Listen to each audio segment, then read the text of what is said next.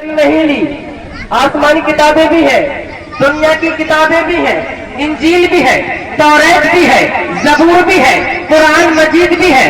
اللہ تعالیٰ نے صرف قرآن مجید کی ذمہ داری لی اور بلندی کو سمجھنے کے لیے ایک مثال بیان کرنی ہے۔ اگر ہم ساری کتابوں کو سمندر کے اندر ڈال دیں، انجیل کو سمندر کے اندر ڈال دیں، زبور کو سمندر کے اندر ڈال دیا جائے، توریت کو سمندر کے اندر ڈال دیا جائے، قرآن مجید کو سمندر کے اندر ڈال دیا جائے، پھر اس کے بعد ساری کتابوں کے نام لے کر پکارا جائے، اے انجیل تو آ جا، اے زبور تو بھی آ جا، اے توریت تو بھی آ جا، لائق صدر و سامعین محترم، مگر ساری کی ساری کتابیں خاموش نہیں ہوگی۔ جب قرآن مجید کو پکارا جائے گا تو ہزاروں حفاظ کرام سینہ ٹھوک کر کہیں گے کہ جب تک مسلمان زندہ ہے، جب تک مسلمان کے سینے میں اسلام اور قرآن زندہ ہے۔ اسلام کی فطرت میں قدرت نے لچکتی ہے، اتنا ہی ابھرے گا جتنا ہی دباؤ گے۔ نہ گھبراؤ مسلمانوں، خدا کی شان باقی ہے، ابھی اسلام زندہ ہے، ابھی قرآن باقی ہے۔ آؤ دوسرے قرآن کو سمجھے۔ حضرت عائشہ صدیقہ رضی اللہ تعالیٰ عنہ سے کسی نے سرور کائنات صلی اللہ تعالیٰ علیہ وسلم کے اخلاق کے بابت پوچھا تو آپ نے جواب فرمایا کانا خلقہ القرآن۔ اے حضور کے اخلاق کے بارے میں پوچھنے والے، کیا تو نے قرآن نہیں پڑھا؟ قرآن ہی تو حضور صلی اللہ علیہ وسلم کا اخلاق ہے، یعنی قرآن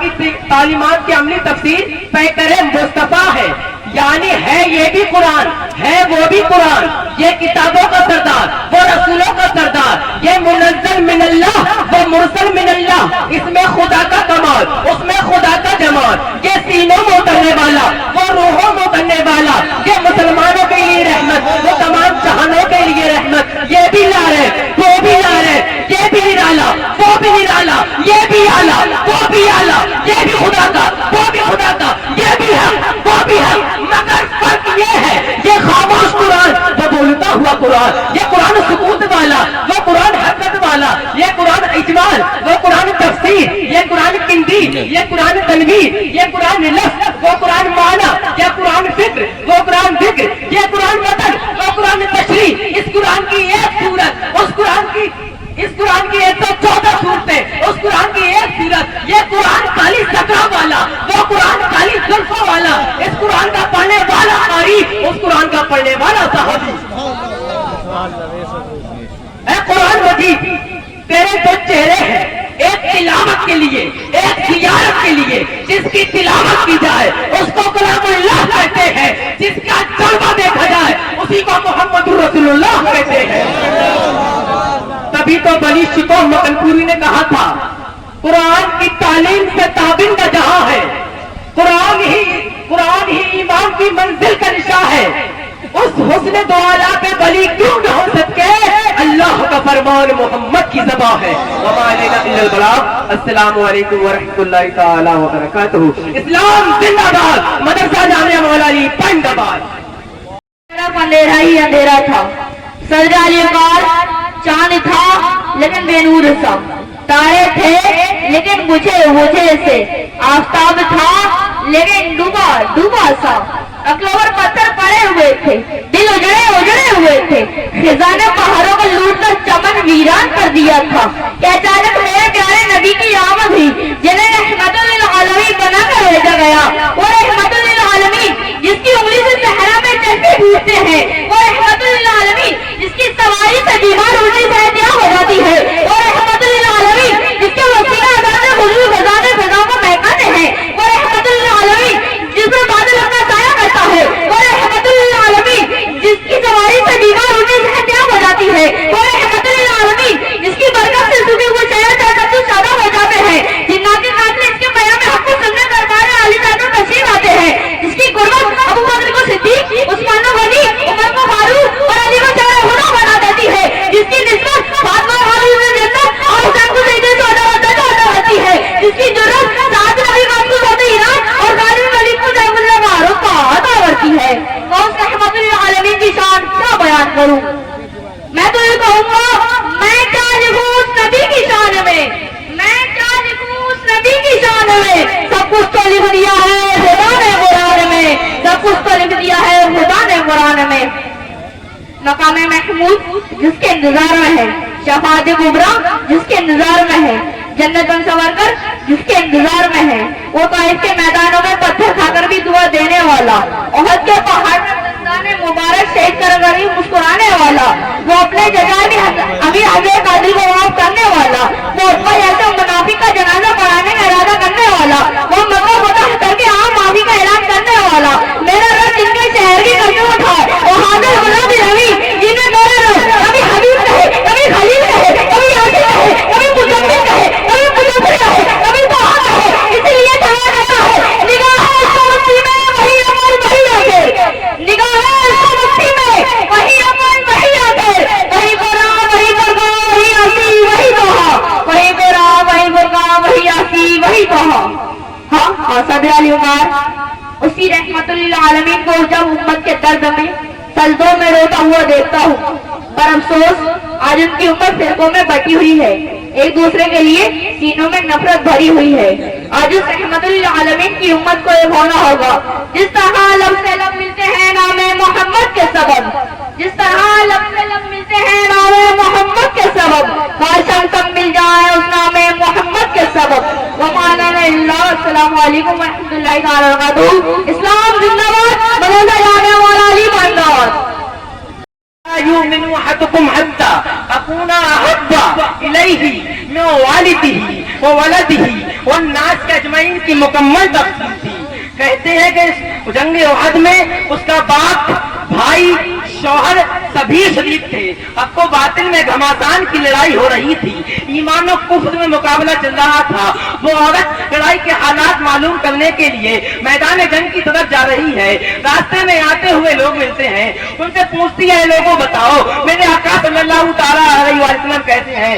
کسی نے کہا ہے اے خاتون میرا باپ شہید کر دیا گیا ہے۔ وہ عورت کہتی ہے میں اپنے باپ کے بارے میں نہیں پوچھ رہی ہوں، تو یہ بتا کہ سرکار مصطفیٰ صلی اللہ تعالیٰ علیہ وسلم کہتے ہیں ان کا حال کیسا ہے؟ وہ لوگ عرض کرتے ہیں اے محترمہ میرا بھائی بھی شہید ہو گیا ہے۔ وہ عورت کہتی ہے مجھے بھائی کی پرواہ نہیں ہے، تو یہ بتا کہ سرکار مصطفیٰ صلی اللہ تعالیٰ علیہ وسلم کہتے ہیں ان کا حال کیا ہے؟ کسی نے عرض کیا اے محترمہ میرا شوہر بھی شہید ہو گیا ہے، مگر قربان جاؤ حوصلہ مند عورت پر۔ تو جندرا کر کہتی ہے کہ میں اپنے باپ کے بارے میں نہیں پوچھ رہی ہوں کہ میرا باپ شہید کر دیا گیا ہے زندہ ہے، میرا شوہر قتل کر دیا گیا ہے اب حیات ہے، میرا بھائی مارا گیا ہے خیریت سے ہے۔ میں بس اتنا سننا چاہتی ہوں کہ آقا کریم صلی اللہ علیہ وسلم کہتے ہیں ان کا حال کیا ہے؟ وہ لوگ کہتے ہیں الحمدللہ رحمت عالم صلی اللہ تعالیٰ علیہ وسلم خیرت و عافیت سے ہے۔ بس اتنا سننا تھا۔ عورت خوشی میں جھوم جاتی ہے اور بات آئے رسول صلی اللہ تعالیٰ علیہ وسلم میں وہ کہتے ہیں آپ کو دیکھ کر عرض کرتی ہے کلو مصیبت بعد کا جلالا، بلکہ اس نے رخ روشن کو جو دیکھا تو کہا، بلکہ اس نے رخ روشن کو جو دیکھا تو کہا تو ہے سلامت، تو ایک ہے یہ سب رنج و علم۔ میں بھی، والد بھی اور شوہر بھی، برادر بھی فدا، اے شاہدی تیرے ہوتے ہوئے کیا چیز ہے ہم، اے شاہدی تیرے ہوتے ہوئے کیا چیز ہے ہم۔ سامعین محترم یہ حضرت یوسف کا حسن ہے کہ جن کے حسن کو دیکھ کر مصر کی عورتوں نے اپنی انگلیاں کاٹی، لیکن مجھے کہہ لینے دیا جائے کہ میرے نبی کا بھی وہ حسن ہے کہ جن کے حسن کو دیکھ کر عرب کے مرد اپنی گردنیں کٹاتے ہیں، آقا کے نام پر اپنی جانیں نثار کرتے ہیں۔ سبھی شاعر فرماتے ہیں اس نے یوسف پہ کٹی مصر میں انگشت زنا، سب کٹاتے ہیں تیرے نام پہ مردان عرب۔ گرامی وہ جنہوں نے یوسف کو دیکھا انہوں نے پورے کاٹے، لیکن جنہوں نے میرے آقا کو دیکھا وہ پورے کٹ گئے۔ جنہوں نے یوسف کو دیکھا انہوں نے مدہوشی میں پورے کاٹے، لیکن جنہوں نے میرے آقا کو دیکھا وہ مدہوش تھے۔ آقا کو دیکھنے کے بعد انہیں ہوش آ گیا، انہیں ہوش آ گیا، انہیں ہوش آ گیا۔ ہاں مدہوش تھے، جہاں خوبصورت پتھر دیتے معبود بنا لیتے، مدہوش تھے، جہاں خوبصورت جھنڈا دیتے معبود بنا لیتے، مدہوش تھے، کعبے کرنے کا طواف کرتے، مدہوش تھے، بیٹیوں کو جھنڈا کور کرتے تھے، مدہوش تھے، ماں باپ کے مر جانے کے بعد اپنے ماں سے شادی کر لیا کرتے، مدہوش تھے، لیکن آقا کو دیکھا تو ہوش آ گیا، آقا کے دامن سے جڑے تو ہوش آ گیا، آقا سے متعلق ہوئے تو ہوش آ گیا۔ ایسا ہوش آیا، ایسا ہوش آیا کہ بستیاں آئی پار کر گئے، صحرا آئے پار کر گئے، سامنے جنگل آ گیا، جنگل کے سامنے للکار کر کہتے ہیں اے جنگل کے درندوں جنگل کو خالی کر دو، محمد کے گناہ آ رہے ہیں۔ اور پھر عالم یہ ہوا کہ دست تو دست رہے دریا بھی نہ چھوڑے ہم نے، دست تو دست رہے دریا بھی نہ چھوڑے ہم نے، بیٹے ظلمات پر دوڑا دیے گھوڑے ہم نے، اور چلنا کرتے تھے اگر جنگ میں آ جاتے اکھڑ جاتے تھے، تمام شہر کے میدان سے اکھڑ جاتے تھے. ہمارے اولاد السلام علیکم و رحمۃ اللہ وبرکاتہ. اسلام زندہ باد. مدرسہ جامعہ مولانا علی پائندہ آباد. سادات کرام، علماء کرام، سامعین باوقار، السلام علیکم ورحمۃ اللہ وبرکاتہ. نحمد و نصلی علی رسول الکریم، اما بعد، اعوذ باللہ من الشیطان الرجیم، بسم اللہ الرحمن الرحیم. لقد کان لکم فی رسول اللہ اسوۃ حسنہ، صدق اللہ مولانا العظیم.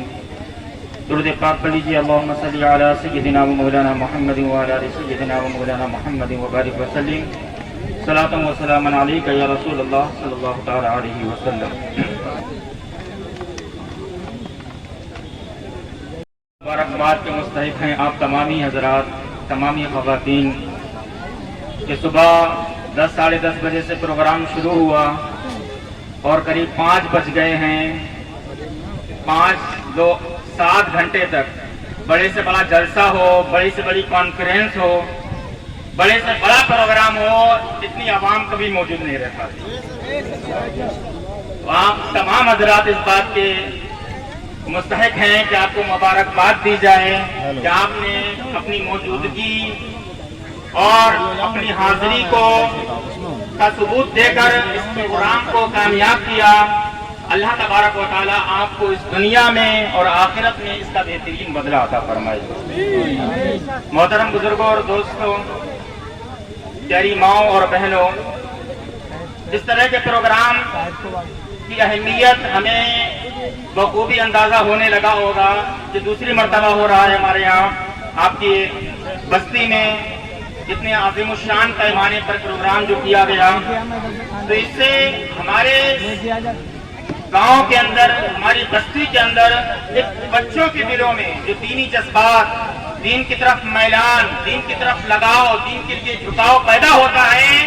یہ صرف بدولت ہوتی ہے اس طرح کے پروگراموں کی، ورنہ ہمارے پروگراموں میں بہت سے جلسے ہوتے ہیں، لاکھوں لاکھ روپے خرچ ہو جاتے ہیں، عوام کو کوئی میسج، کوئی پیغام نہیں مل پاتا ہے.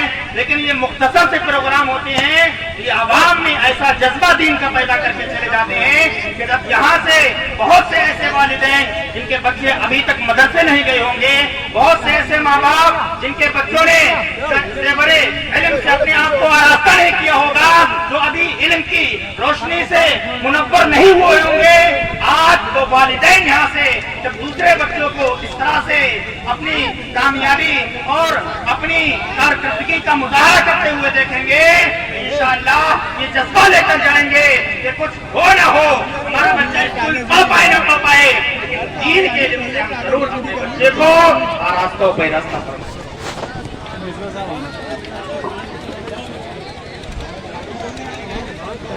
کرسیاں ہٹا دیجیے، کرسیاں راستے سے ہٹا دیجیے اور حضرت کو آنے دیجیے گا. مصافہ بات میں دستبوس کی بات نہیں کر دیجیے، مہربانی کر کے دستبوس کی بات نہیں کر دیجیے گا. حضرت کو آنے دیجیے.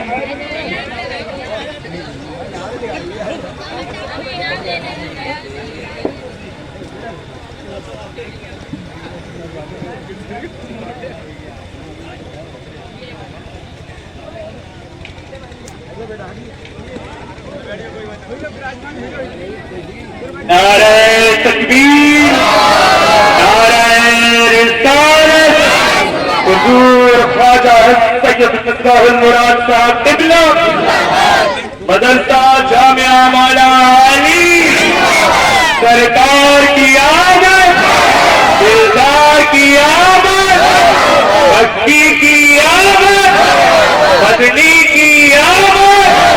دم بدا، دم بدا، دم بدا. نعرہ تکبیر، نعرہ رسالت.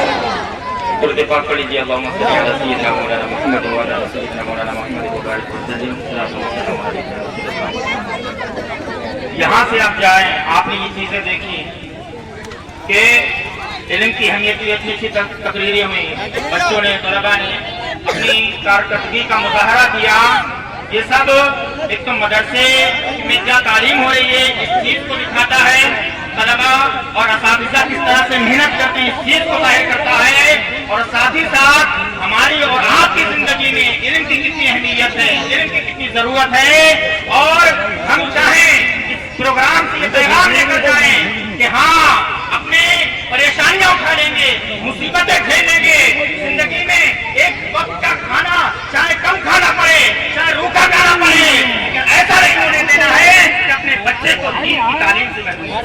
ऐसा नहीं करना। हमें अपने बच्चे को दीन की तालीम जरूर दिलानी है, अपनी बच्चियों को दीन के इल्म से जरूर आगाह करना है, इसलिए कि यही नस्लें हैं। इन नस्लों को अगर हमने सवार दिया तो आइंदा आने वाली नस्लें सवर जाएंगे। और ये इल्म ही एक ऐसी चीज है कि अगर आप दुनिया पर हुकूमत करना चाहते हैं, किसी भी फील्ड में कामयाब और सक्सेसफुल बनना चाहते हैं, आपको इल्म हासिल करना पड़ेगा, दीन का भी इल्म हासिल करना पड़ेगा, दुनिया का भी इल्म हासिल करना पड़ेगा। आप अपने बच्चे को दीन भी सिखाइए, दुनिया भी सिखाइए, ताकि आपकी दुनिया भी आबाद हो जाए, आपकी आखिरत भी आबाद हो जाए।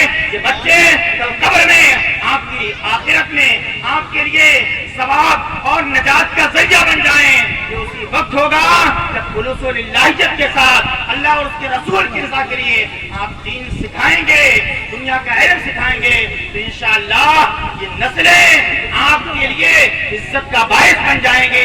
आप दुनिया से चले जाएंगे, लेकिन आप अपनी नस्लों के लिए अगर इल्म के जेवर से उनको आरास्ता करके चले जाते हैं, ये दुनिया और ये नस्लें आपको रहती दुनिया तक याद रखेंगी। अल्लाह तबारक व तआला की बारगाह में दुआ है, परवरदिगार उन तमाम लोगों को जिन लोगों ने इसमें शिरकत की, जिस तरह से भी ताउन किया, जिस तरह से भी हिस्सा लिया, अल्लाह सबकी मेहनतों को, सबके ताउन को, सबकी कोशिशों को कबूल फरमाए।